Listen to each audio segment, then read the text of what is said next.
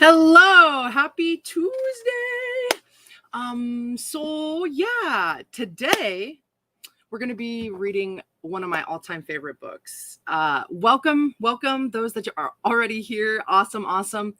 And let me just tell you, this book is called Illusions: The Adventures of a Reluctant Messiah. It's by Richard Bach, and a friend loaned me the first copy I ever read, and I never gave it back to him. I always felt so guilty about it. But dang, right? It's such a great book. We're going to get into it today. I hope you like it. It was a question I heard more than once after Jonathan Siegel was published. What are you going to write next, Richard? What after Jonathan? I answered then that I didn't have to write anything next, not a word, and that all my books together said everything that I had asked them to say. Having starved for a while, the car repossessed, and that sort of thing, it was fun to not have to work to midnights. Still, every summer or so, I took my antique biplane out into the green meadow seas of Midwest America, flew passengers for $3 rides, and began to feel an old tension again. There was something left to say, and I hadn't said it. I do not enjoy writing at all. If I can turn my back on an idea out there in the dark, if I can avoid opening the door to it, I won't even reach for the pencil. But once in a while, there's a great dynamite burst of flying glass and brick and splinters through the front wall, and somebody stalks over the rubble, seizes me by the throat, and gently says, "I will not let you go until you set me in words on paper." That's how I met Illusions. There in the Midwest, even, I'd lie on my back practicing cloud vaporizing, and I couldn't get the story out of my mind. What if somebody came along who was really good at this, who could teach me how my world works and how to control it? What if I could meet a super advanced, what if a Siddhartha or a Jesus came into our time with power over the illusions of the world because he knew the reality behind them? And what if I could meet him in person? If he were flying a biplane and landed in the same meadow with me, what would he say? What would he be like? Maybe he wouldn't be like the Messiah on the oil streak grass-stained pages of my journal. Maybe he wouldn't say anything this book says. But then again, the things this one told me, that we magnetize into our lives whatever we hold in our thought, for instance. If that is true, then somehow I have brought myself to this moment for a reason, and so have you. Perhaps it is no coincidence that you're holding this book. Perhaps there's something about these adventures that you came here to remember. I choose to think so. And I choose to think my Messiah is perched out there on some other dimension, not fiction at all, watching us both and laughing for the fun of it happening, just the way we've planned it to be. Oh my God. And then Richard Bach signs it. Okay, so that's, I don't know, what is that, just like a foreword? It's not even prefaced by any title. Illusions: The Adventures of a Reluctant Messiah by Richard Bach.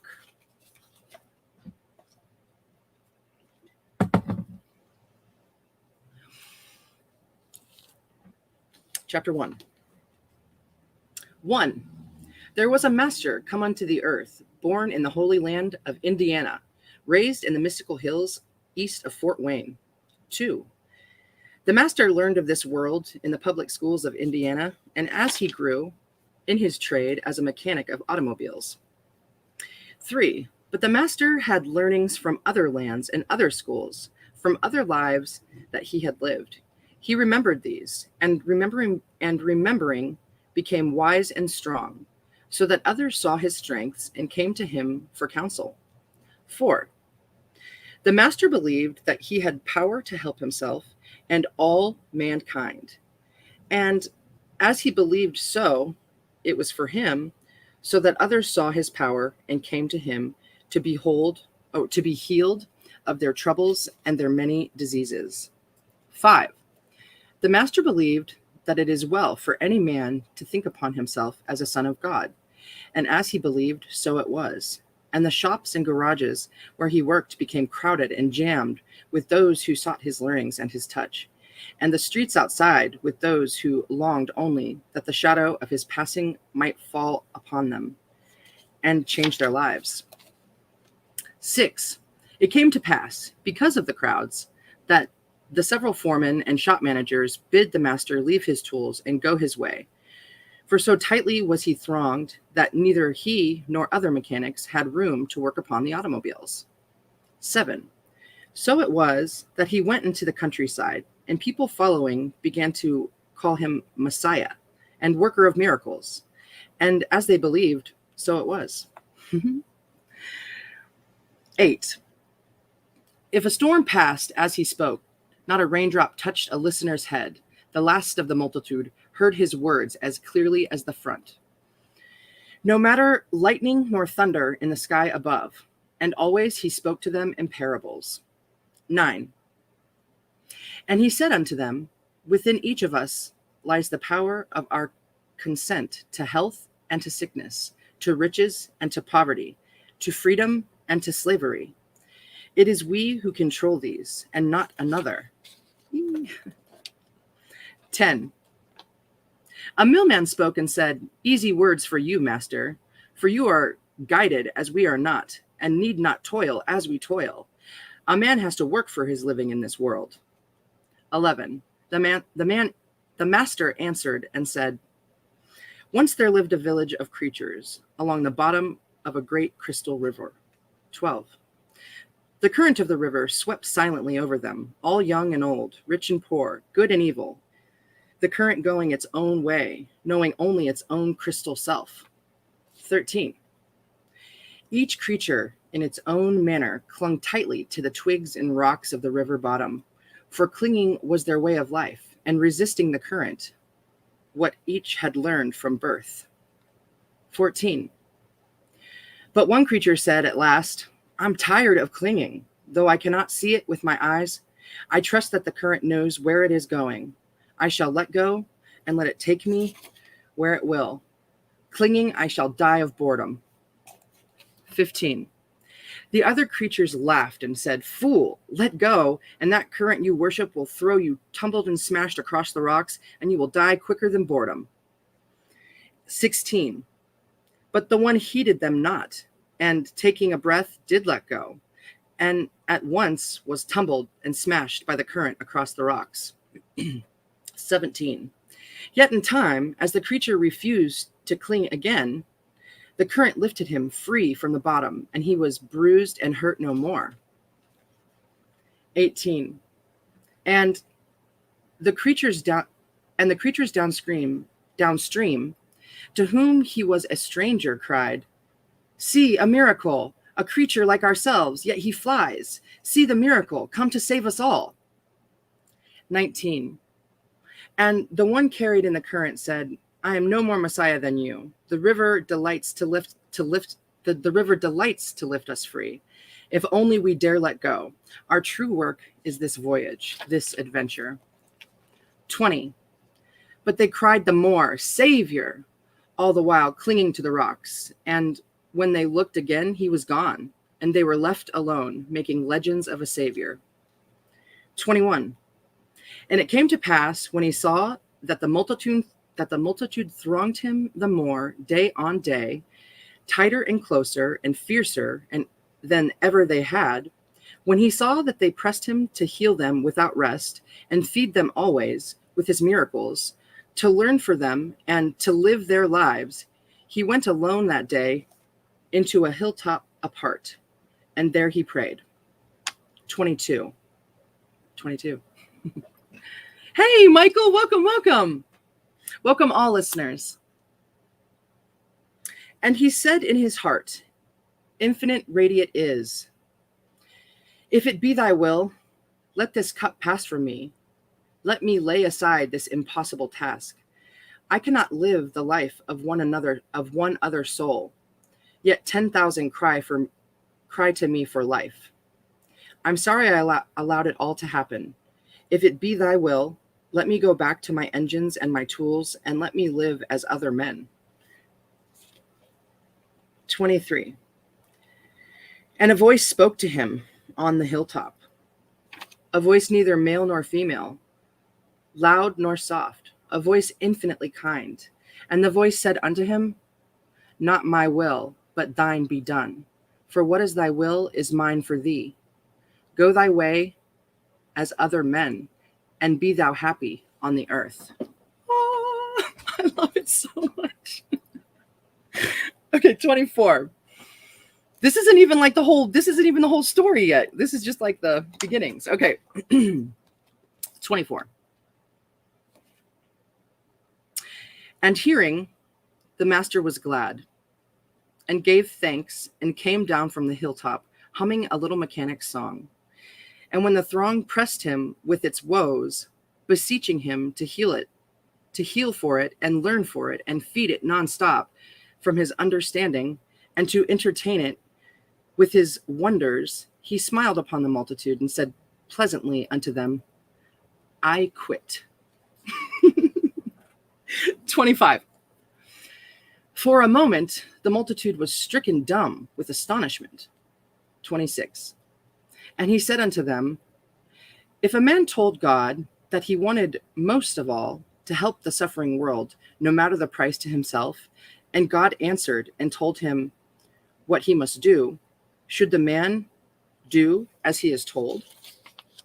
27. Of course, master, cried the many.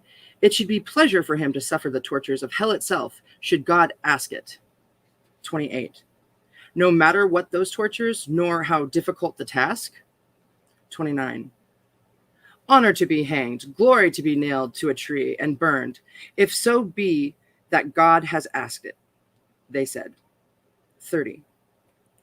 And what would you do, the master said unto the multitude, if God spoke directly to your face and said, I command that you be happy in the world as long as you live? What would you do then?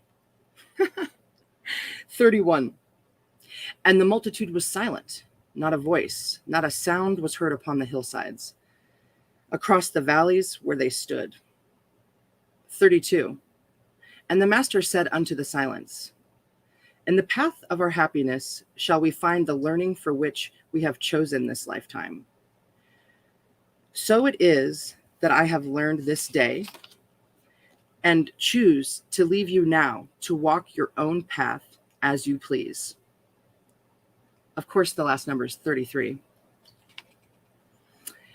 And he went his way through the crowds and left them, and he returned to the everyday world of men and mechanics. So that's chapter 1. It's so good. All right, let's get into chapter 2. This is where the storyline begins.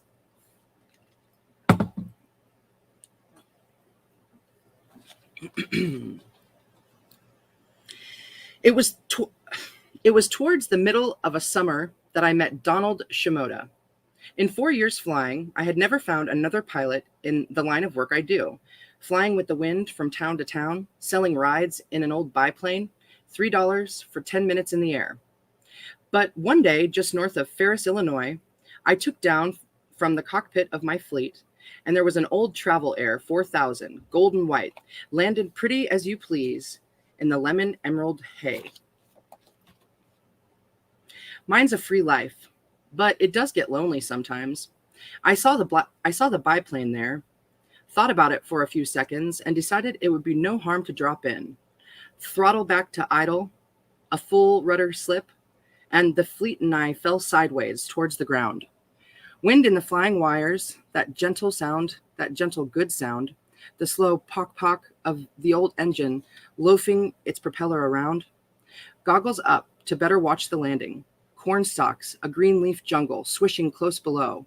Flicker of a fence, and then just cut hay as far as I could see.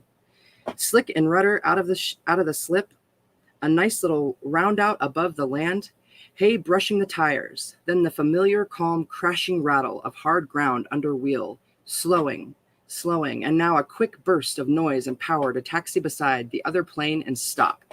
Throttle back, switch off, the soft clack of the propeller spinning down to stop in the total quiet of July. The pilot of the Travel Air sat in the hay, his back against the left wheel of his airplane, and he watched me. For half a minute, I watched too, looking at the mystery of his calm. I wouldn't have been so cool just to sit there and watch another plane land in the field with me and park 10 yards away. I nodded, liking him without knowing why. You looked lonely, I said across the distance between us. So did you. Don't mean to bother you. If I'm one too many, I'll be on my way. No, I've been waiting for you. I smiled at that. Sorry I'm late. That's all right. I pulled off my helmet and goggles, climbed out of the cockpit, and stepped to the ground. This feels good when you've been a couple hours in the fleet. Hope you don't mind ham and cheese, he said. Ham and cheese and maybe an ant. No handshake, no introduction of any kind. He was not a large man. Hair to his shoulders, blacker than the rubber of the tire he leaned against. His eyes dark as Huck's eyes. The kind I like in a friend, and in anyone else make me uncomfortable indeed. He could have been a karate master on his way to some quietly violent demonstration. I accepted the sandwich with a thermos cup of water. Who are you anyway? I said. Years I've been hopping rides. Never seen another barnstormer out here in the fields. I'm going to have to find voices, right? For like each character. I think so. Hey, welcome back, 30. Yay. Maybe I'll just fall into it. Okay. I'm not sure. I'm not going to try and force it. Years I've been hopping rides. Never seen another barnstormer out here in the fields. Not much else I'm fit to do, he said, happily though. A little mechanicking, welding, roughnecking a bit, shinning cats. I stay in one place too long, I get problems. So I made the airplane, and now I'm in the brainstorming business. What kind of cat? I've been mad for diesel tractors since I was a kid. D8s, D9s, just for a little while in Ohio. D9s? Big as a house, double compound, low gear. Can they really push a mountain? There are better ways of moving mountains, he said, with a smile that lasted for maybe a tenth of a second. I leaned for a minute against the lower wing of his plane, watching him. A trick of the light. It was hard to look at the man closely, as if there were a light around his head, fading the background of faint, misty silver. Wow. It's been a while since I read this. That has new meaning to me now. Something wrong? He asked. What kind of problems did you have? Oh, nothing much. I just like to keep moving these days, same as you. I took my sandwich and walked around his plane. It was a 1929 or a 1928 machine, and it was completely unscratched. Factories don't make airplanes as new as his was, parked there in the hay. 20 coats of hand-rubbed butyrite dope, at least, paint like a mirror, pulled tight over the wooden ribs of the thing. Dawn, in Old English, gold leaf under the rim of his cockpit. And the registration on the map case said D.W. Shimoda. The instruments were new out of the box, original 1928 flight instruments. Varnished oak control stick and rudder bar, throttle, mixture, spark advanced at the left. You never see spark advances anymore, even on the best restored antiques. No scratch anywhere, not a patch on the fabric, not a single streak of engine oil from the cowling, not a blade of straw on the floor of the cockpit, as though his machine hadn't flown at all, but instead had materialized on the spot through some time warp across half a century. I felt an odd, creepy cold on my neck. How long you been hopping passengers? I called across the plane to him. About a month now. 5 weeks. He was lying. 5 weeks in the fields, and I don't care who you are. You've got dirt and oil on the plane, and there's straw on the cockpit floor, no matter what. But this machine, no oil on the windshield, no flying hay stains on the leading edges of wings and tail, no bugs smashed on the propeller. That is not possible for an airplane flying through an Illinois summer. I studied the travel air another 5 minutes, and then I went back and sat down in the hay under the wing, facing the pilot. I wasn't afraid. I still liked the guy, but something was wrong. Why are you not telling me the truth? I have told you the truth, Richard, he said. The name is painted on my airplane, too. A person does not hop passengers for a month in a travel air without getting a little oil on the plane, my friend. A little dust. One patch in the fabric. Hey, for God's sake, on the floor? He smiled calmly at me. There are some things you do not know. In that moment, he was a strange other planet person. I believed what he said, but I had no way of explaining his jewel airplane parked out in the summer hayfield. This is true, but someday I'll know them all. And then you can have my airplane, Donald, because I won't need it to fly. He looked at me with interest and raised his black eyebrows. Oh, tell me. I was delighted. Someone wanted to hear my theory. People couldn't fly for a long time, I don't think, because they didn't think it was possible. So, of course, they didn't learn the first little principle of aerodynamics. I want to believe that there's another principle somewhere. We don't need airplanes to fly or move through walls or get to planets. We can learn how to do that without machines anywhere if we want to. He half smiled seriously and nodded his head one time. And you think that you will learn what you wish to learn by hopping $3 rides out of the hayfields? The only learning that's mattered is what I got on my own, doing what I want to do.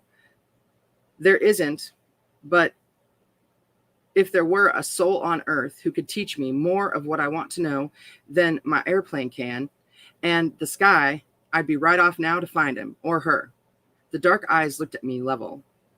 Don't you believe you're guided if you really want to learn this thing? I'm guided, yes. Isn't everyone? I've always felt something kind of watching over me, sort of.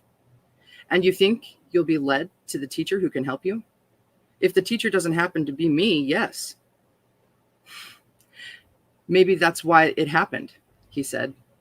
Dang, right?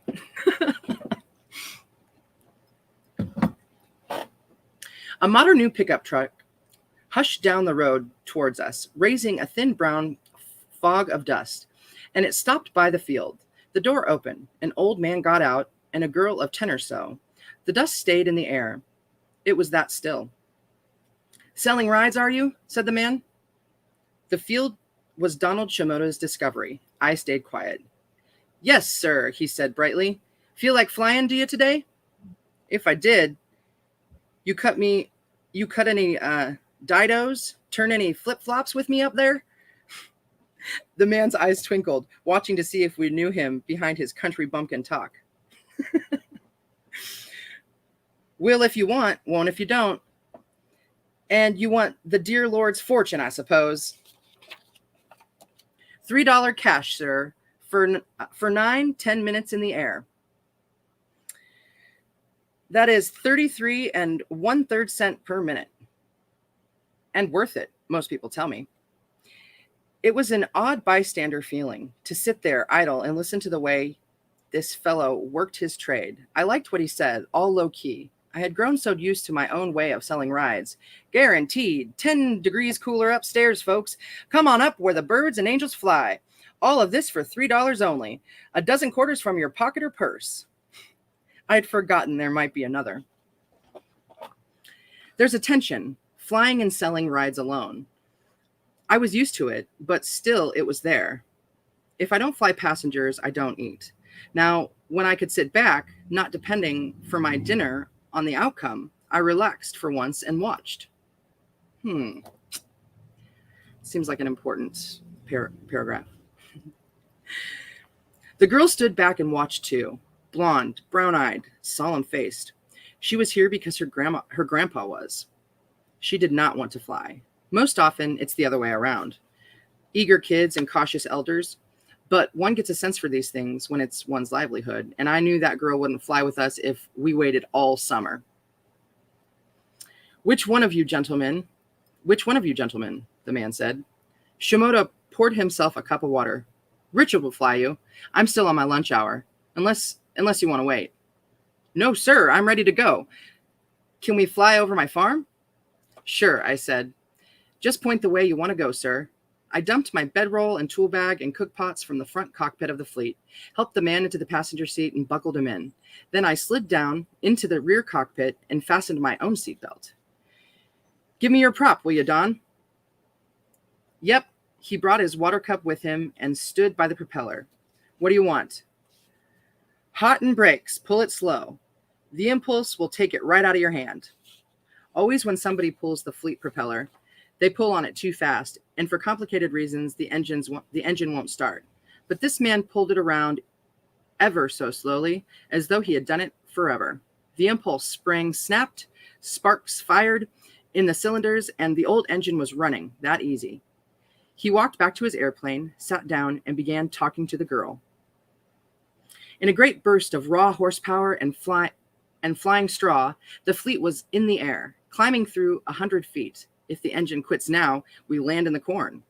500 feet. Now we can turn back and land in the hay. Now, and it's the cow pasture west. 800 feet in level, following the man's finger pointing through the wind southward. 3 minutes airborne, and we circled a farmstead. Barns the color of glowing coals, house of ivory in a sea of mint. A garden in back for food, sweet corn and lettuce and tomatoes growing. The man in the front cockpit looked down through the air as we circled the farmhouse framed between the wings and through the flying wires of the fleet. A woman appeared on the porch below, white apron over blue dress waving. The man waved back. They would talk later of how they could see each other so well across the sky. He looked back at me, finally, with a nod to say that was enough. Thanks, and we could head back now. I flew a wide circle around Ferris to let the people know there was flying going on, and spiraled down over the hayfield to show them just where it was happening. As I slipped down to land, banked steeply over the corn, the travel air swept off the ground and turned at once towards the farm we had just left. I flew once with a 5-ship circus, and for a moment, it was that kind of busy feeling. One plane lifting off with passengers while another lands. We touched the ground with a gentle rumbling crash and rolling to the far end of the hay by the road. The engine stopped. The man unsnapped his safety belt, and I helped him out. He took a wallet from his overalls and counted the dollar bills, shaking his head. That's quite a ride, son. We think so. It's a good product we're selling. It's your friend that's selling. Oh, I'll say, your friend could sell ashes to the devil. I'll wager, can't he now? How come you say that? The girl, of course, an airplane ride to my granddaughter, Sarah. As he spoke, he watched the travel air, a distant silver mote in the air, circling the farmhouse. He spoke as a calm man speaks, noting the dead twig in the yard has just sprouted blossoms and ripe apples. I'm going to read that sentence again. He spoke as a calm man speaks, noting the dead twig in the yard that has just sprouted blossoms and ripe apples. Oh, so he's more like the girl, of course. Okay. Since she's been born, that girl's been wild to death about high places. Screams, just terrified. Sarah'd no more climb a tree than she'd stir Hornet's bare hand. Won't climb the ladder to no loft. Won't go up there if the flood was rising the yard. The girl's a wonder with machines, not too bad around animals, but heights, they are a caution to her. And there she is, up in the air. He talked on about this and other special times he remembered when the barnstormers used to come through Galesburg years ago, and Monmouth, flying 2-wingers, the same as we flew, but doing all kinds of crazy stunts with them. I watched the distant travel air get bigger, spiral down over the field in a bank steeper than I'd ever fly with a girl afraid of heights, slip over the corn and the fence, and touch the hay in a 3-point landing that was dazzling to watch.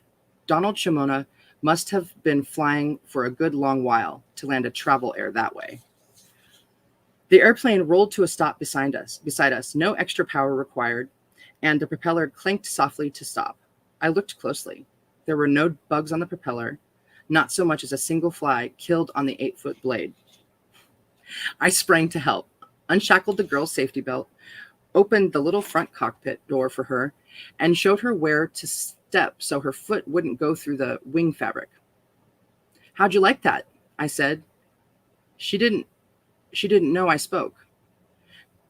Grandpa, I'm not afraid. I wasn't scared, honest. The house looked like a little toy, and Mom waved at me, and Don said I was cured just because I fell and died once, and I don't have to be afraid anymore. I'm going to be a pilot, Grandpa. I'm going to have an airplane and work on the engine myself and fly everywhere and give rides. Can I do that? Shimoda smiled at the man and shrugged his shoulders.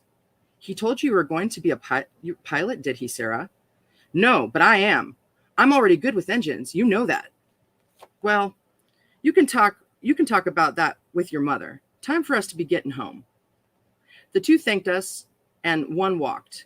Oh, wait. The two thanked us and one talked. One ran to the pickup truck. Both changed by what had happened in the field in the sky. The two thanked us and one talked. One ran to the pickup truck. Both changed by what had happened in the field and in the sky.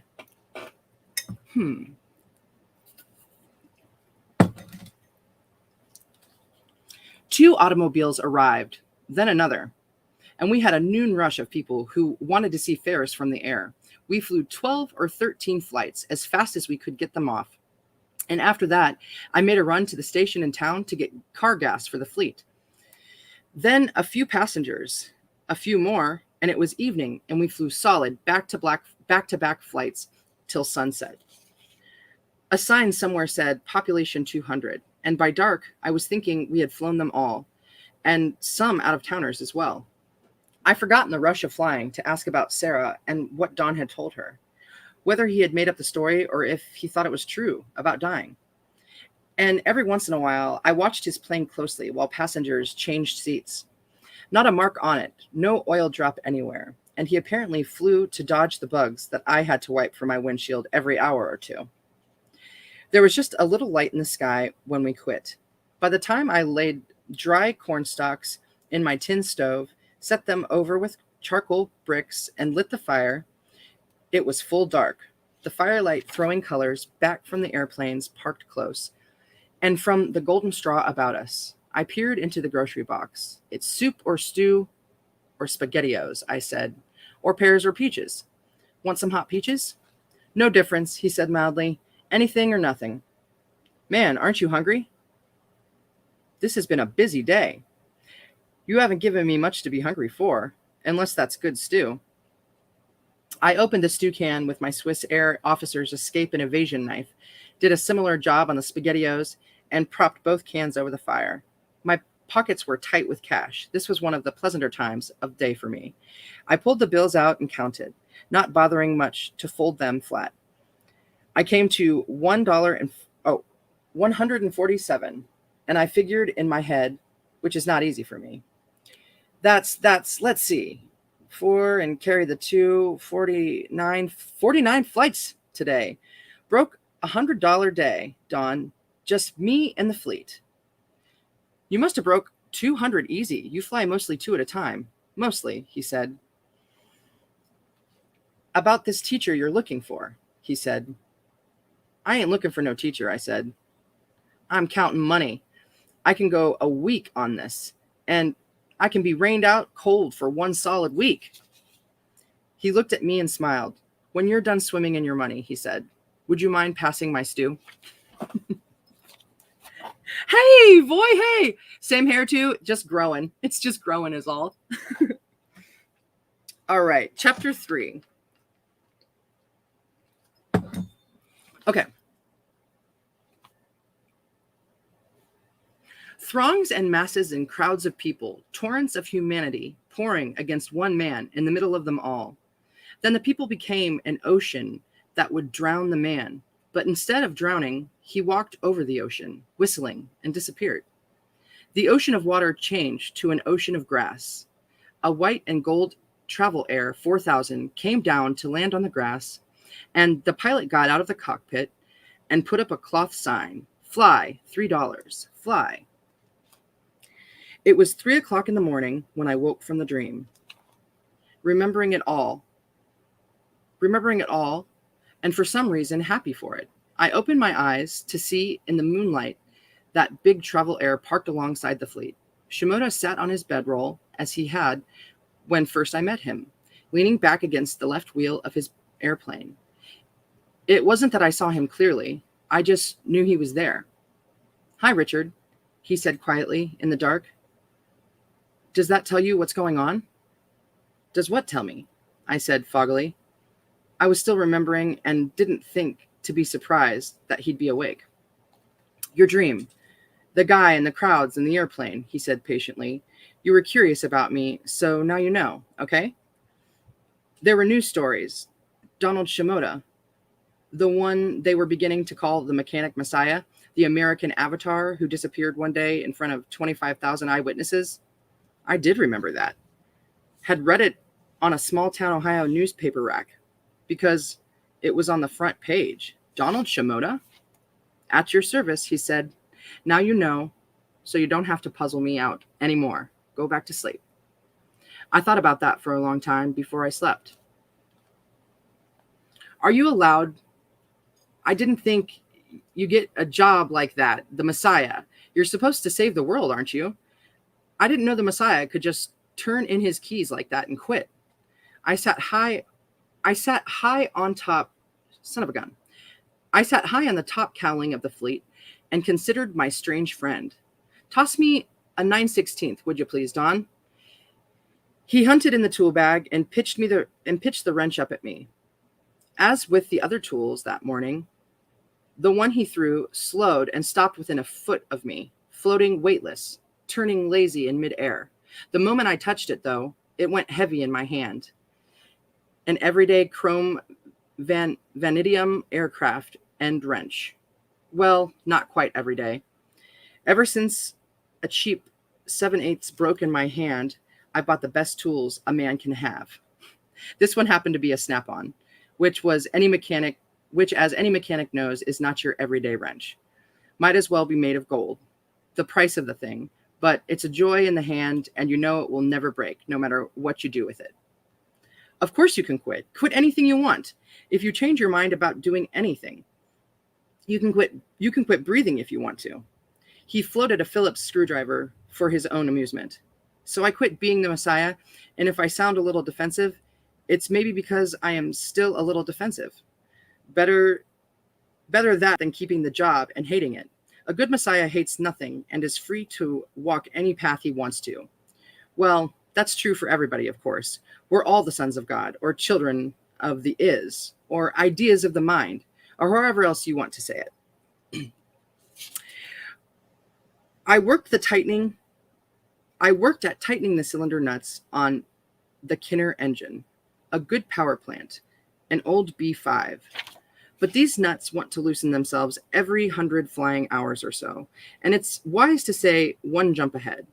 Sure enough, the first one I put the wrench to went a quarter turn tighter.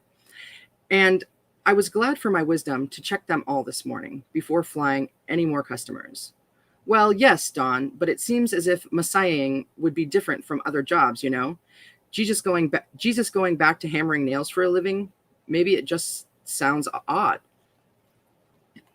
He considered that, trying to see my point. I don't see your point. Strange thing about this is he didn't quit when they first started calling him Savior. Instead, He didn't quit when they started calling him Savior. Instead, at that piece of bad news, he tried logic. Okay, I'm the Son of God, but so are we all. I'm the Savior, but so are you. The works that I do, you can do. Anybody in their right mind understands that. It was hot up on the cowling, but it didn't feel like work. The more I want to get something done, the less I call it work. Satisfying to know that I was keeping the cylinders from flying off the engine. Say you want another wrench, he said.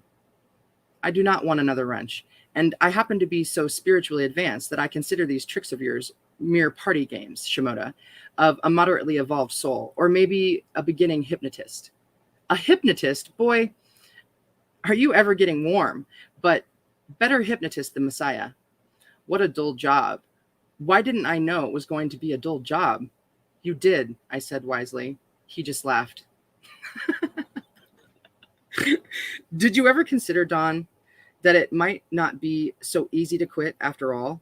That you might not just settle right down to the life of a normal human being? He didn't laugh at that. You're right, of course, he said, and ran his fingers through his black hair. Stay in any one place too long, more than a day or two, and people know I was something strange. Brush against my sleeve, you're healed of terminal cancer, and before the week's out, there I'm back in the middle of a crowd again. This airplane keeps me moving, and nobody knows where I came from or where I'm going next, which suits me pretty well. You're going to have a tougher time than you think, Dawn. Oh? Yeah, the whole motion of our time is from the material toward the spiritual. Slow as it is, it's still a pretty huge motion. I don't think the world is going to let you alone. It's not me they want. It's the miracles. And those I can teach to somebody else. Let him be the Messiah.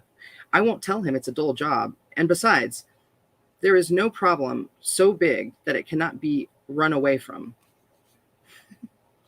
I slid from the cowling down to the hay and began tightening the cylinder nuts on number 3 and 4 cylinders. Not all of them were loose, but some were. You're quoting Snoopy the dog, I believe. I'll quote the truth wherever I find it, thank you. You can't run away, Dawn. What if I start worshiping you right now? What if I get tired of working on my engine and start begging you to heal it for me? Look, I'll give you every dime I make from now to sundown if you just teach me how to float in the air. If you don't do it, then I'll know that I'm supposed to start praying to you. Holy One sent to lift my burden. He just smiled at me. I still don't think he understood that he couldn't run away. How could I know that when he didn't? Did you have the whole show like you see in the movies from India? Crowds in the streets, billions of hands touching you, flowers, the incense, golden platforms with silver tapestries for you to stand on when you spoke? No.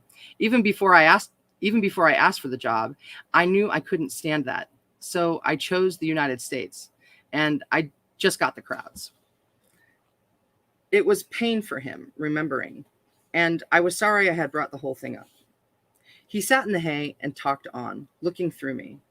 I wanted to say, for the love of God, if you want freedom and joy so much, can't you see it's not anywhere outside of you? Say you have it, and you have it. Act as if it's yours, and it is. Richard, what is so damn hard about that?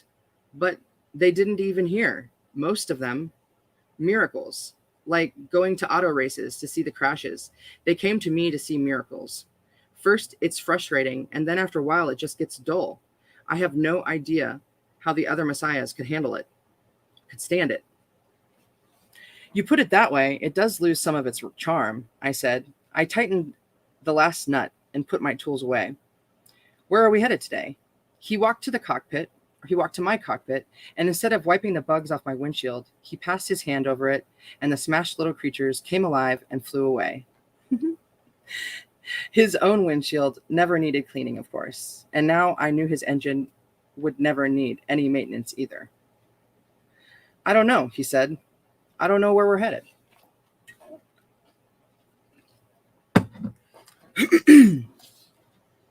What do you mean? You don't know the past and the future of all things. You know exactly where we're going. He sighed. Yeah, but I try not to think about it. What the? For a little while, as I was working on the cylinders, I got to thinking, wow, all I have to do is stay with this guy and there will be no problems. Nothing bad will happen and everything will turn out fine. But the way he said that, I try not to think about it, made me remember what had happened to the other messiahs sent into the world. Common sense shouted at me to turn south after takeoff and get as far away from the man as I could. But as I said, it gets lonely, flying this way alone, and I was glad to find him, just to have somebody to talk with who knew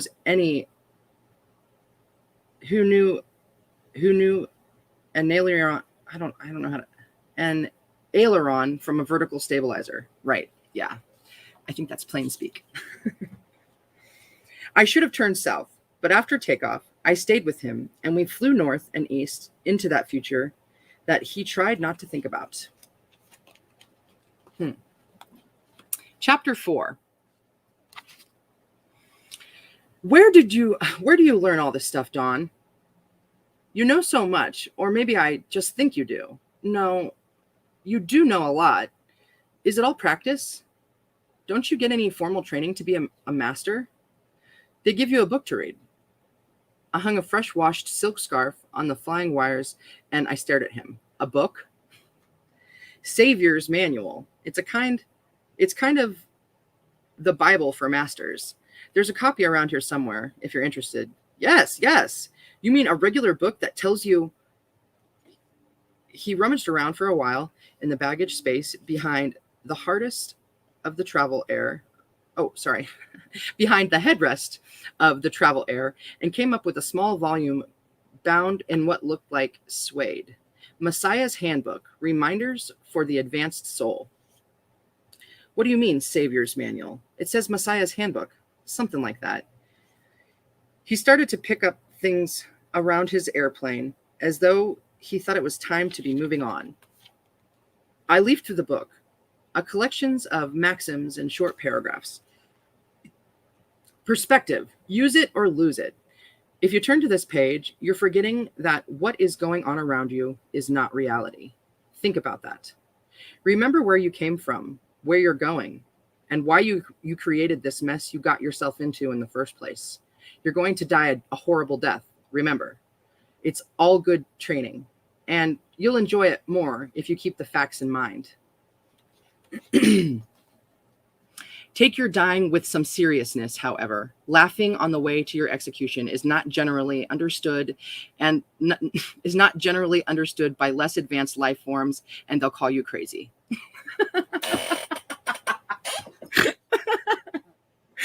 Okay. Okay. Have you read this about losing your perspective, Don? No. It says you have to die a horrible death.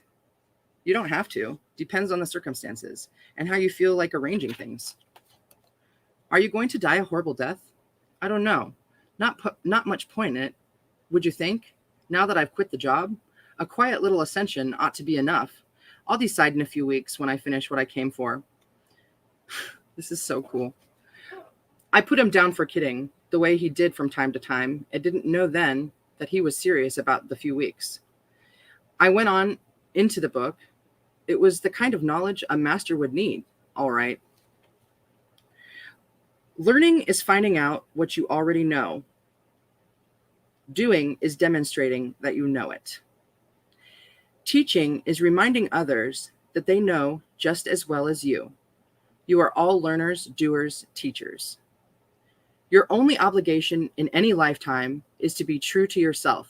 Being true to anyone else or anything else is not only impossible, but the mark of a fake messiah. The simplest questions are the most profound. Where were you born? Where is your home? Where are you going? What are you doing? Think about these once in a while and watch your answers change. You teach best what you most need to learn. You're awfully quiet over there, Richard, said Shimoda, as though he wanted to talk with me. Yeah, I said, and went on reading. If this was a book for masters only, I didn't want to let go of it. Live, never to be ashamed. Never to be ashamed if anything you do or say is published around the world, even if what is published is not true. I love that. I love all of these. Your friends will know you better in the first minute you meet than your acquaintances will know you in 1,000 years. The best way to avoid responsibility is to say, I've got responsibilities. Okay. I noticed something strange about the book. The pages don't have numbers on them, Don. No, he said. You just open it and whatever you need most is there.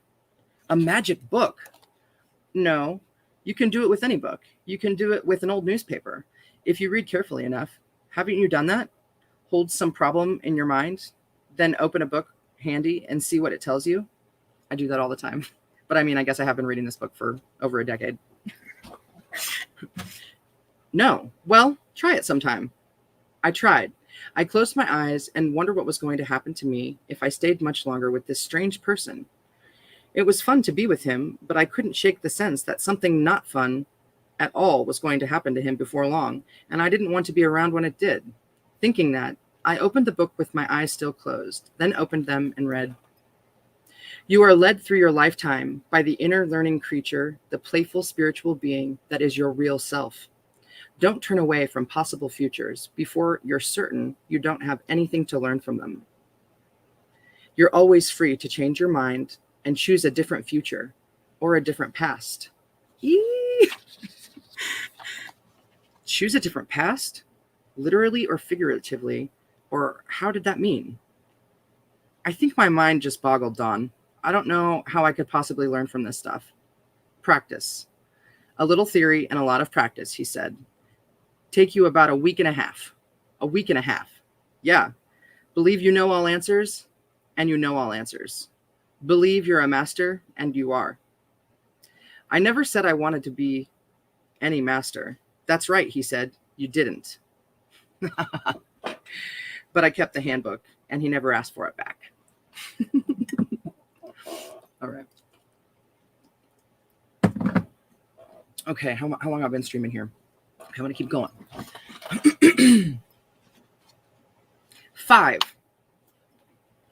Farmers in the Midwest need good land for their work to prosper. So do gypsy flyers. They have to be close to their customers. They must find fields a block from town, fields planted in grass, or hay or oats, or wheat cut grass short. No cows nearby to eat the fabric from their plains, alongside a road for cars, a gate in the fence for people, fields lined so that an airplane doesn't have to fly low over any house anywhere, smooth enough their machines aren't jolted to pieces, rolling 50 miles per hour over the ground, long enough to get in and out safely in the hot, calm days of summer, and permission from the owner to fly there for the day. I thought of this as we flew north through Saturday morning, the Messiah and me, the green and gold of the land pulling softly by, 1,000 feet below. Donald Shimoda's travel air floated noisily off my right wing, bouncing sunlight all directions off his mirror paint. A lovely airplane, I thought, but too big for real hard-time barnstorming. It does carry 2 passengers at a time, but it also weighs twice as much as the fleet, and so needs much more field to get off the ground and back on. I owned a Travel Air once, but traded it finally for the fleet, which can get into tiny fields the size you're a lot more likely to find close to town. I could work a 500-foot field with the fleet, where the Travel Air took 1,000 to 1,300 feet. You tie yourself to this guy, I thought, and you tie yourself to the limits of his airplane. And sure enough, the moment I thought that, I spotted a neat little cow pasture by the town going past below. It was a standard 13-20-foot farm field, cut in half, the other half sold to the town for a baseball diamond. Knowing Shimoda's plane couldn't land there, I kicked my little flying machine up on the left wing, nose up, power to idle, and sank like a safe toward the ballpark. We touched in the grass just beyond the left field fence and rolled to a stop with room to spare. I just wanted to show off a little, show him what a fleet can do, properly flown.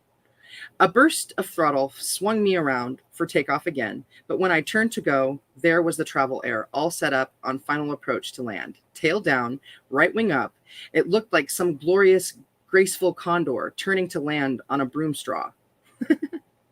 He was low and slow, so that the hair on my neck prickled. I was about to see a crash. The Travel Air, you want to hold at least 60 miles per hour over a fence to land slower than that with an airplane that stalls at 50, and you're going to wrap it around a ball, or you're going to wrap it in a ball. But what I saw was this gold and snow biplane stop in the air instead. Well, I don't mean stop, but it was flying no more than 30 miles per hour, an airplane that stalls at 50, mind you. Stop in the air and sort of sigh 3-point onto the ground. He used half, maybe 3/4 the space I had used to land the fleet. I just sat in the cockpit and looked, while he taxied alongside and shut down. When I turned off my engine, still staring at him dumbly, I called, "Nice field you found." He called, "Nice field you found. Close enough to town, hey?" Our first customers, 2 boys on a Honda motorcycle, were already turning in to see what was going on. "What do you mean close to town?" I shouted over the engine noise still in my ears. "Well, it's half a block away." "No, not that. What was that landing? In the travel air. How did you land here?" He winked at me. Magic. You know? All right. "No, Don, really. I saw the way you landed." He couldn't see that I was shocked and more than a bit frightened. "Richard, do you want to know the answer to floating wrenches in the air and healing all sickness and turning water into wine and walking on the waves and landing travel airs on 100 feet of grass? Do you want to know the answer to all these miracles?" I felt as though he had turned a laser on me. "I want to know how you landed here." "Listen," he called across the gulf between us. "This world and everything in it, illusions, Richard. Every bit of it, illusions. Do you understand that?" There was no wink, no smile, as though he was suddenly furious with me for not knowing long ago. The motorcycle stopped by the trail of his airplane. The boys looked eager to fly. "Yeah," was all I could think to say. "Roger on the illusions." Oh gosh, okay. Then they were on him for a ride, and it was up to me to find the owner of the field before he found us and ask permission to fly out of his cow pasture. The only way to describe the takeoffs and landings the travel air made that day is to tell you that it looked like a fake travel air, as if the plane were really an E-2 Cub or a helicopter dressed in a travel air costume. Somehow, it was a lot easier for me to accept a 9/16 end wrench floating weightless than to be... Damn it. It was easier for me to accept a 9/16 end wrench floating weightless than to be calm watching that airplane lift off the ground with passengers aboard at 30 miles per hour. Dude, I really struggled through that. I'm going to do it again so we can all struggle together. Somehow, it was a lot easier for me to accept a 9/16 end wrench floating weightless than to be calm watching that airplane of his lift off the ground with passengers aboard at 30 miles per hour. It is one thing to believe in levitation when you see it. It is another thing entirely to believe in miracles. I kept thinking about what he had said so fiercely. Illusions. Someone had said that before. When I was a kid, learning magic. Magicians say that. They carefully tell us, "Look, this is not a miracle you are about to see. This is not really magic. What it is an effect. It is an illusion of magic." Then they pull a chandelier from a walnut and change an elephant into a tennis racket. In a burst of insight, I pulled the Messiah's handbook from my pocket and opened it. 2 sentences stood alone on the page. "There is no such thing as a problem without a gift for you in its hands. You seek problems because you need their gifts." Right? Okay. Oh, right. Yeah. Okay. I didn't quite know why, but reading that eased my confusions. I read it over until I knew it with my eyes closed. I'm going to read it again for us. "There is no such thing as a problem without a gift for you in its hand. You seek problems because you need their gifts." I have spent quite a lot of hours meditating upon that. Yay, code! Alex, Genevieve, Fiona. Oh my gosh. Hello, everyone. So cool. Welcome.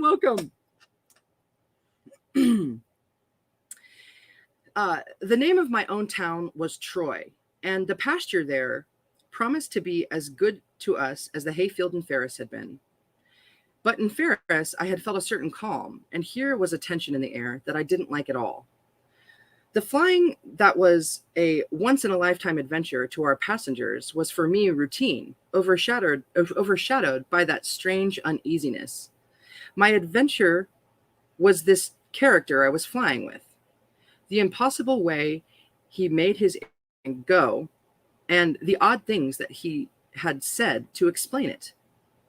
The people of Troy were no more stunned by the miracle of the travel air's flight than I would have been had some town bell rung at noon that hadn't rung for 60 years. They didn't know that it was impossible for what was happening to happen. Thanks for the ride, they said, and thanks for the ride, they said, and is this all you do for a living? Don't you work somewhere? And why'd you pick a little place like Troy? And Jerry, your farm's no bigger than a shoebox. We had a busy afternoon. There were lots of people coming out to fly, and we were going to make a lot of money. Still, part of me began to say, get out, get away from this place. I've ignored that before and always been sorry for it. About 3 o'clock, I had shut down my engine for gas, walked twice back and forth from the Skelly station with 2 5-gallon cans of car gas, when it struck me that not once had I seen the travel air refuel. Shimoda hadn't put gas in his plane since sometime before Ferris, and I had watched him fly that machine for 7 hours now, going on 8, without another drop of gas or oil. And though I knew that he was a good man and wouldn't hurt me, I was frightened again. If you really search it, throttle back to minimum revolutions, and mixed your dead lean and cruise, you can make a travel air run 5 hours on the outside, but not 8 hours of takeoffs and landings. He flew steadily on, ride after ride, while I poured the regular into my center section tank and added a quart of oil to the engine. There was a line of people waiting to fly. It was as if he didn't want to disappoint them. I caught him, though, as he helped a man and wife into the front cockpit of his plane. I tried to sound just as calm and casual as I could. Don, how you doing on fuel? Need any gas? I stood at his wingtip with an empty 5-gallon can in my hand. He looked straight into my eyes, and he frowned, puzzled, as though I had asked if he needed any air to breathe. No, he said, and I felt like a slow fist grinder. At the back of the classroom. Oh, first grader. Son of a gun. And I felt like a slow first grader at the back of the classroom. No, Richard, I don't need any gas. It annoyed me. I know a little bit about airplane engines and fuel. Well then, I flared at him, how about some uranium? He laughed and melted me at once. No thanks, I filled it last year. And then he was in his cockpit and gone with his passengers in that supernatural slow motion takeoff.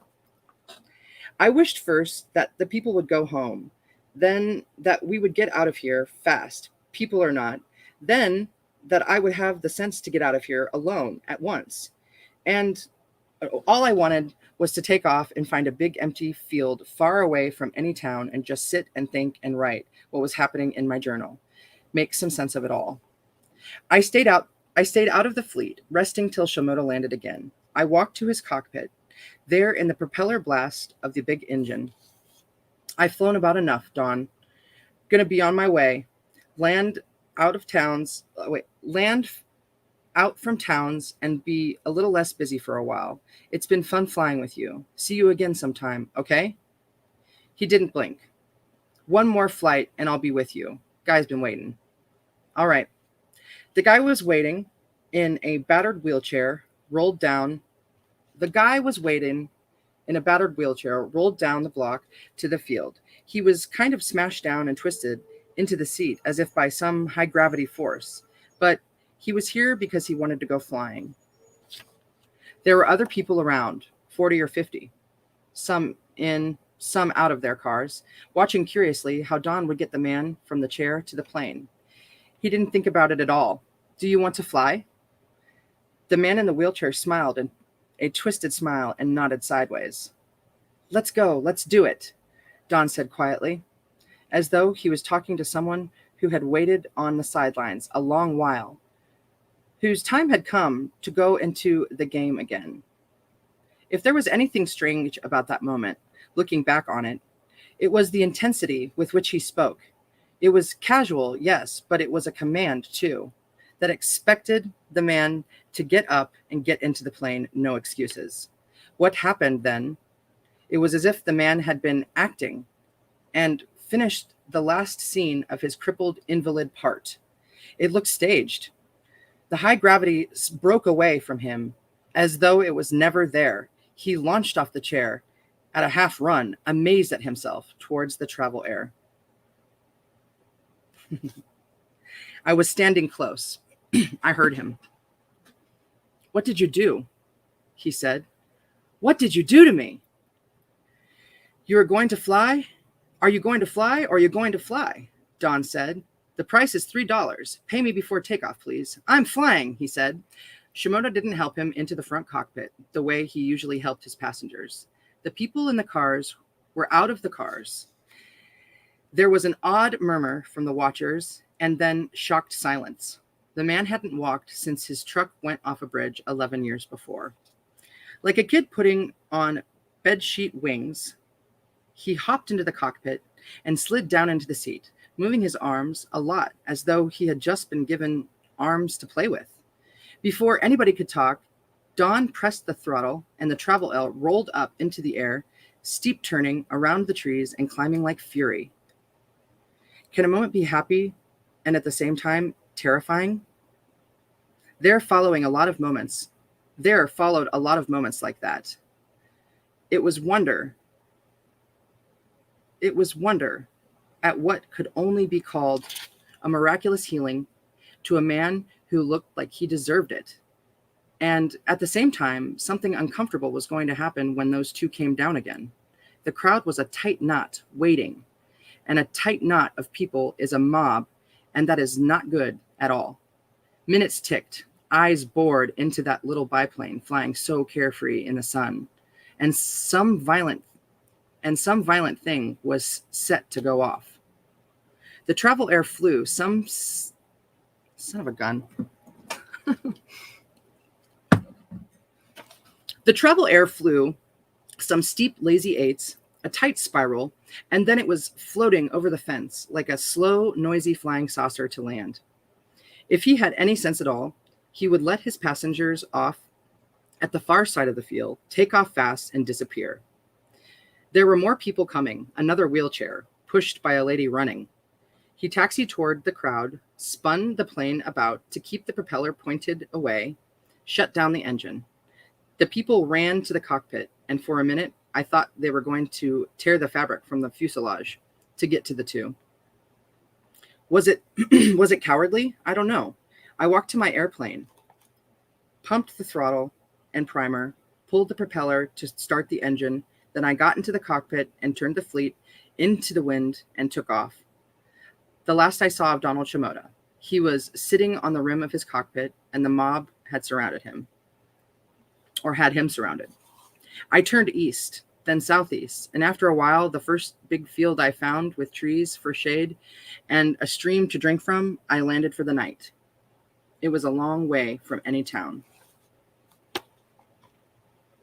Let's see how far chapter 6 goes. Okay, yeah, I'm going to read chapter 6, and then we're going to end on 7 because that's the halfway point of this book, and then we'll just have 2 parts for this awesome book. Oh, thanks, Alex. Okay, so 6. Let's do another sippy just in case.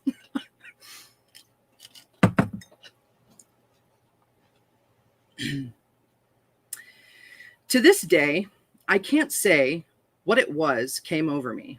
It was just that doom feeling, and it drove me out, away even from the strange, curious fellow that was Donald Shimoda. If I have to fraternize with doom, even the Messiah himself is not powerful enough to make me hang around. That's awesome, though. It was quiet in the field. A silent, huge meadow open to the sky. The only sound, a little stream. I had to listen pretty hard to hear. Lonely again. A person gets used to being alone, but break it just for a day, and you have to get used to it again, all over from the beginning. Okay, so it was fun for a while, I said aloud to the meadow. It was fun, and maybe I had a lot to learn from the guy. But I get enough crowds, even when they're happy. If they're scared, they're either going to crucify somebody or worship him. I'm sorry, it's just too much. Saying that caught me short. The words I had said could have been Shimoda's exactly. Why did he stay there? I had the sense to leave, and I was no Messiah at all. Illusions. What did he mean about illusions? That mattered more than anything he had said or done. Fierce he was when he said, "It's all illusions," as though he could blast the idea into my head with sheer force. It was a problem, all right, and I needed its gift, but I still didn't know what it meant.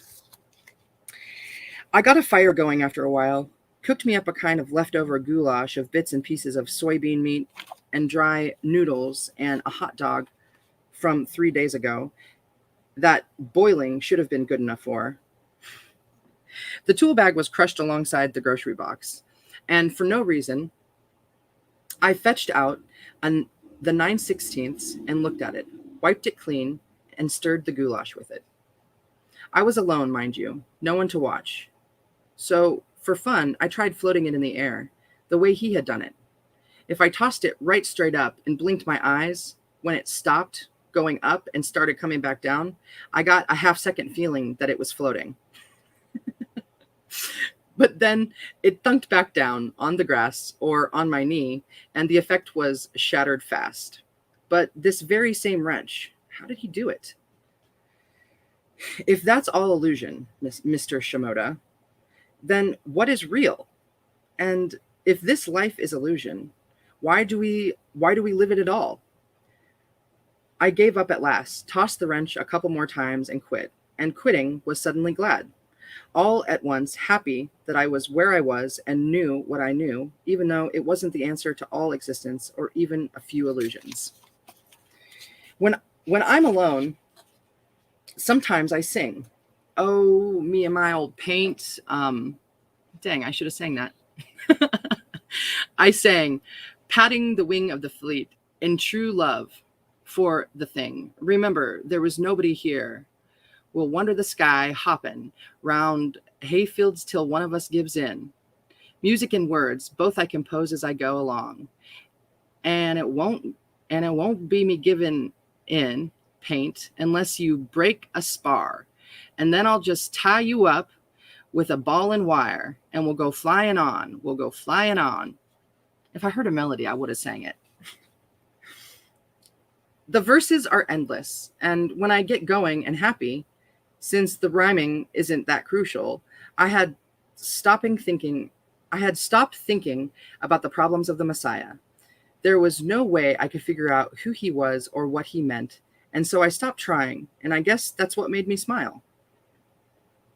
Long about 10 o'clock, the fire ran down, and so did my song. Wherever you are, Donald Shimoda, I said, unrolling my blanket under the wing, I wish you happy flying and no crowds, if that is what you want. No, I take it back.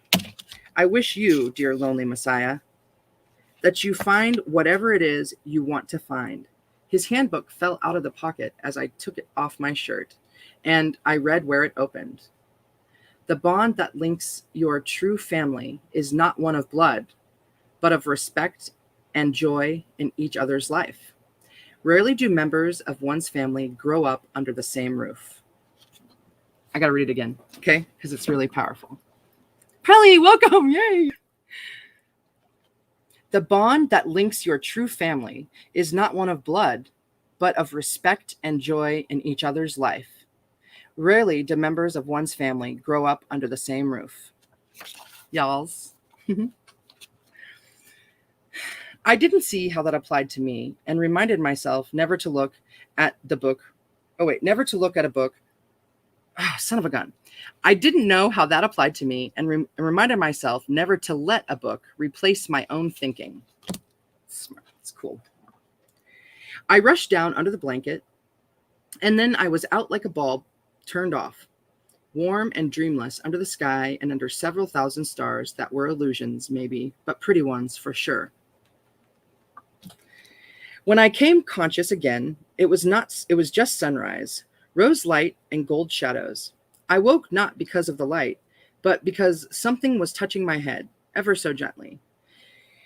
I took it for a hay stem floating there. Second time I knew it was a bug, swatted wildly, and nearly broke my hand.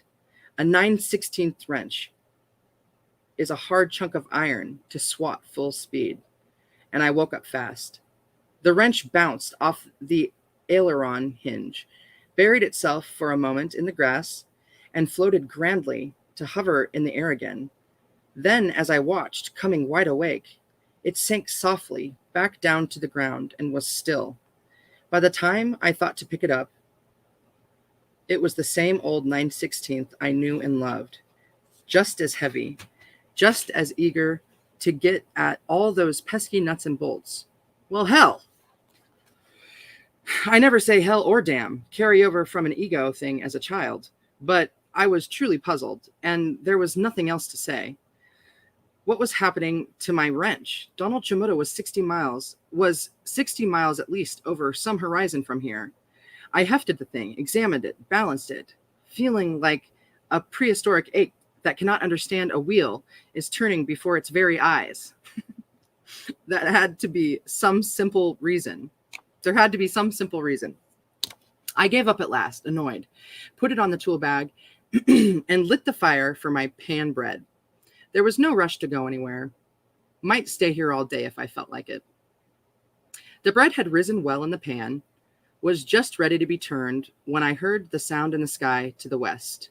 There was no way that the sound could have been Shimoda's airplane. No way anybody could have tracked me to this one field out of millions of Midwest fields. But I knew that it was him and started whistling, watching the bread and the sky and trying to think of something very calm to say when he landed. I love this. Okay. It was the travel air, all right. Flew in low over the fleet, pulled up steep in a show-off turn, slipped down through the air and landed 60 miles per hour, the speed a travel air ought to land. He pulled alongside and shut down his engine. I didn't say anything, waved, but didn't say a word. I did stop whistling. He got out of the cockpit and walked to the fire. Hi, Richard. You're late, I said. Almost burned the pan bread. Sorry.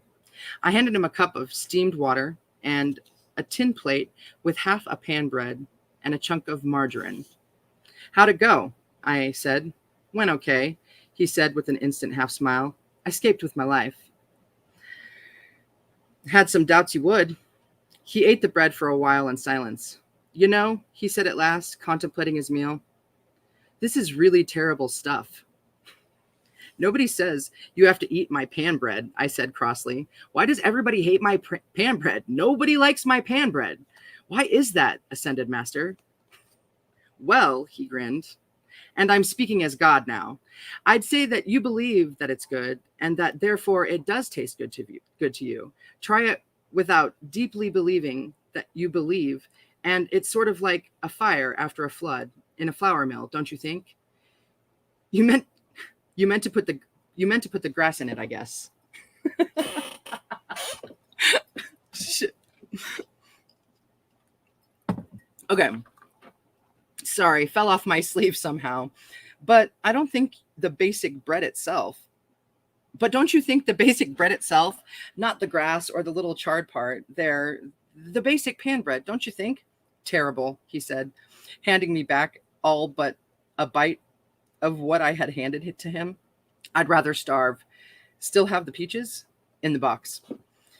How had he found me in this field? A 28-foot wingspan in 10,000 miles of prairie farmland is not an easy target, looking into the sun especially. But I vowed not to ask.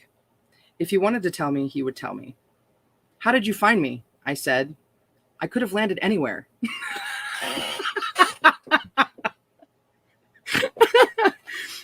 Okay. He had opened a peach can and was eating peaches with a knife. Not an easy trick. Like attracts like, he murmured, missing a peach slice. Oh, cosmic law. Oh. I finished my bread and then scraped the pan with sand from the stream. That sure is good bread. Do you mind explaining?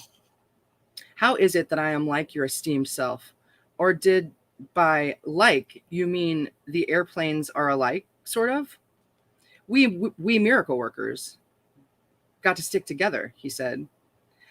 The sentence was both kind of horrifying. The sentence was both kind of horrifying the way he said it. Well, I mean, I guess I understand what it means, but okay. I don't know why that's plural, but okay. Dawn, referring to your last comment, perhaps you'd like to tell me what you had in mind. We miracle workers? From the position of the 9/16ths on the bag, on the tool bag, I'd say you were running the old levitate on end wrench trick this morning. Tell me if I'm wrong. Wasn't running anything. I woke up. The thing woke me up by itself. Oh, by itself. He was laughing at me. Yes, by itself. Your understanding of your miracle worker, of your understanding of your miracle working, Richard, is as thorough as your understanding of bread baking. I didn't reply to that, just eased myself down on my bedroll and was quiet as could be. As he had something to say, he could say it in his own good time. Some of us start learning these things subconsciously. Our waking mind won't accept it. So we do our miracles in our sleep. He watched the sky and the first clouds of the day. Don't be impatient, Richard. We're all in our way to learning more. It will come to you a little faster now, and you'll be a wise old spiritual maestro before you know it. What do you mean, before I know it? I don't want to know it. I don't want to know anything. You don't want to know anything? Well, I want to know why the world is, and what it is, and why I live here, and where I'm going next. I want to know that. How to fly without an airplane, if I had a wish. Sorry. Sorry what? Doesn't work that way. If you learn what this world is, how it works, you automatically start getting miracles. That will be called what will be called miracles.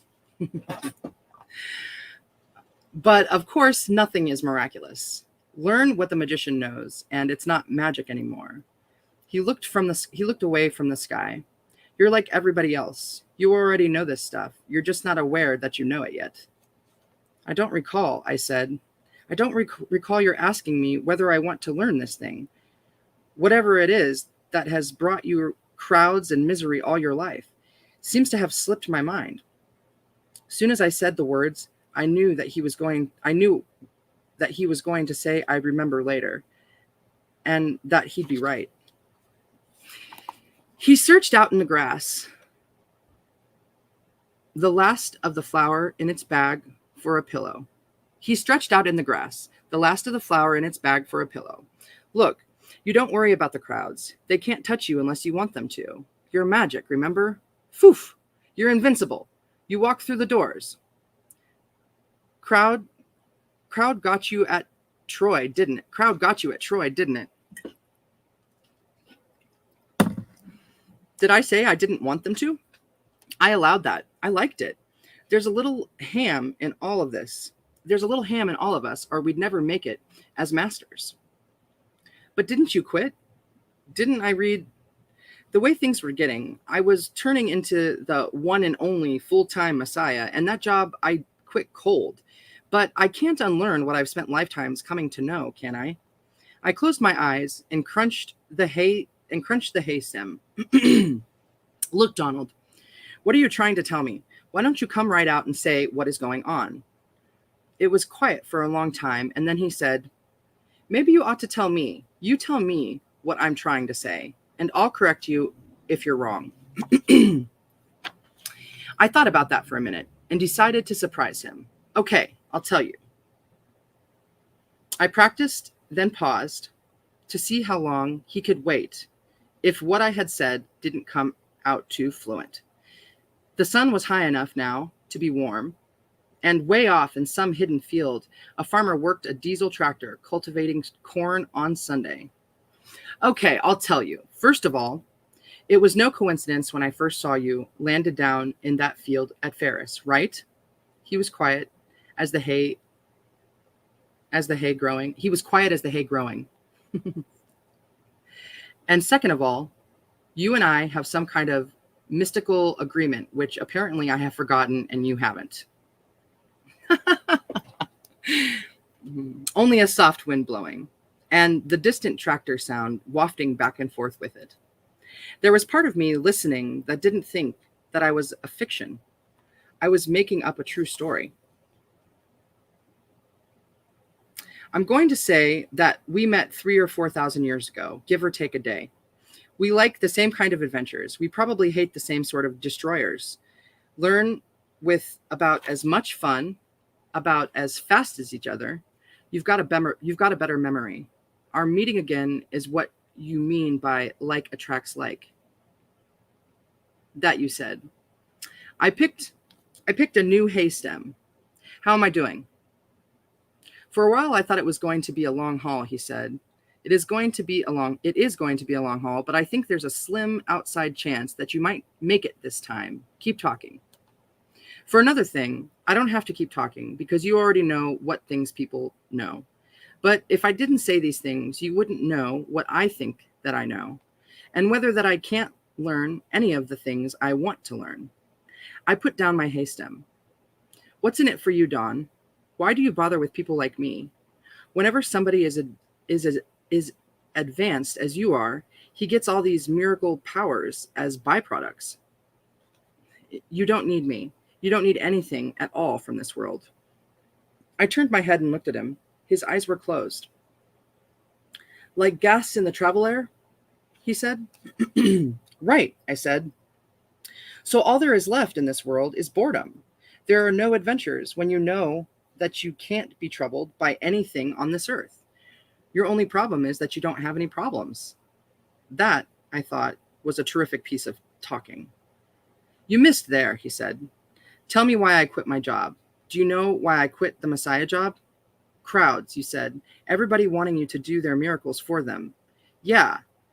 Not the first, the second. Crowd phobia is your cross, not mine. It's not crowds that wear me. It's the kind of crowd that doesn't care at all about what I came to say. You can walk New York to London on the ocean. You can pull gold coins out of forever and still not make them care, you know? When he said that, he looked lonelier than I had ever seen a man still alive. He didn't need food or shelter or money or fame. He was dying of his need to say what he knew, and nobody cared enough to listen. I frowned at him, so as not to cry. Well, you asked for it, I said. If your happiness depends on what somebody else does, I guess you do have a problem. He jerked his head up, and his eyes blazed as though I had hit him with a wrench. I thought all at once that I would not be wise to get this guy mad at me. A man fries quick, struck by lightning. Then he smiled, that half-second smile. You know what, Richard? He said slowly. You are right. He was quiet again, tranced almost by what I had said, not noticing. I went on talking to him for hours about how we had met and what there was to learn, all these ideas firing through my head like morning comets and daylight meteors. He lay very still in the grass, not moving, not saying a word. By noon, I figured my vision of the universe and all things that dwelled therein. And I feel I've barely begun, Don. There's so much to say. How do I know all this? How do I know all this? How come that is? He didn't answer. If you expect me to answer my own question, I confess that I do not know. Why can I say all these things now when I've never even tried before? What has happened to me? No answer. Don, it's okay for you to talk now, please. He didn't say a word. I had explained the panorama of life to him and my Messiah, as though he had heard all he needed, and that one chance word about his happiness had fallen fast asleep. So, you alls, we have made it halfway through this book, and it's hard to stop reading, but I am starting to struggle more. My tongue's getting gummed up. Isn't this, I mean, can you understand why this is one of my favorite books? It's so good, but look how tiny it is too. It's like a baby. It's a very little read. How many pages is this book? Let's find out. 192 pages. So yeah, it's just a really short read. More than a great national bestseller, a great way of looking at life. Okay, so yeah, we just had that new moon last night, and got lots that we can find out within ourselves. And let's come back for some more reading later this week. Thanks for being here with me, everyone. I feel such good energy from doing this with you. So, hey, yeah, I don't know, tomorrow or the next, wait. Tomorrow is called Wednesday, right? I'm going to Alanis Morissette. Woo! So not tomorrow, probably Thursday. Maybe Thursday. I love yous, and thank you for being here with me. I will see you very soon, maybe tonight on another stream. So yeah, mwah. Until later.